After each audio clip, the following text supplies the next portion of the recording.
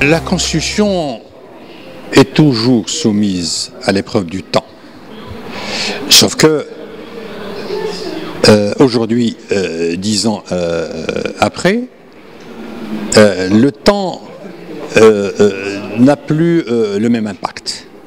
Pourquoi? Parce que la conjoncture a changé, les acteurs ont changé, mais les objectifs restent les mêmes. Et c'est pourquoi, je l'ai dit tout à l'heure, que 10 ans de constitution et de constitutionnalisme restent très courtes pour pouvoir formuler un quelconque jugement. Je crois qu'il faudrait patienter parce que la dynamique est en train de produire ses effets, parce qu'on est sorti de l'onde de choc du départ, on est sorti progressivement d'une manière tant bien que mal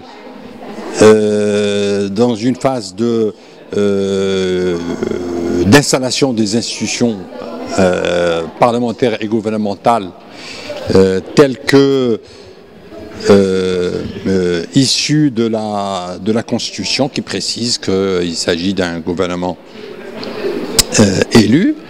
Mais le problème étant aujourd'hui qu'il y a une crise particulière au niveau des partis politiques qui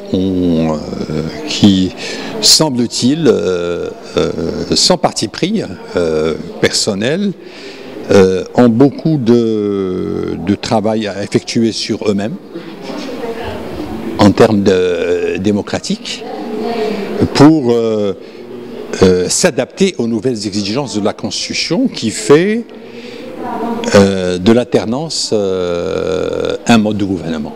Je ne pense pas qu'il y a lieu à révision constitutionnelle. Même la révision, même une révision constitutionnelle partielle est difficile à réaliser par les temps qui courent. Non, c'est-à-dire qu'en fin de compte, laisser la Constitution créer ses pratiques et de les insérer dans la manière de gouverner. C'est ce que j'ai appelé tout à l'heure l'institutionnalisation et l'effectivité. Non. Nous sommes dans le cadre d'une transition. Hein. Je parle de la liberté de conscience et d'autres problèmes. C'est un fait de société. Comme d'ailleurs le débat sur la peine de mort, qui est un débat récurrent, et que, bon, au niveau de la commission, la question s'est posée. Donc il y a eu les partisans, les abolitionnistes, tout comme il y a eu des résistants. Et donc on a décidé de laisser la chose au temps, c'est-à-dire à la société de régler elle-même cette question.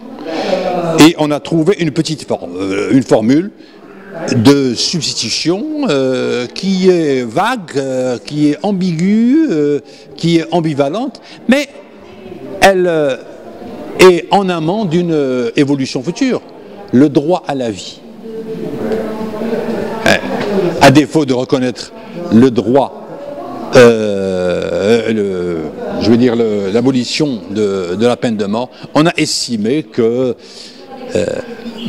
on a parlé du droit à la vie qui peut être interprété différemment.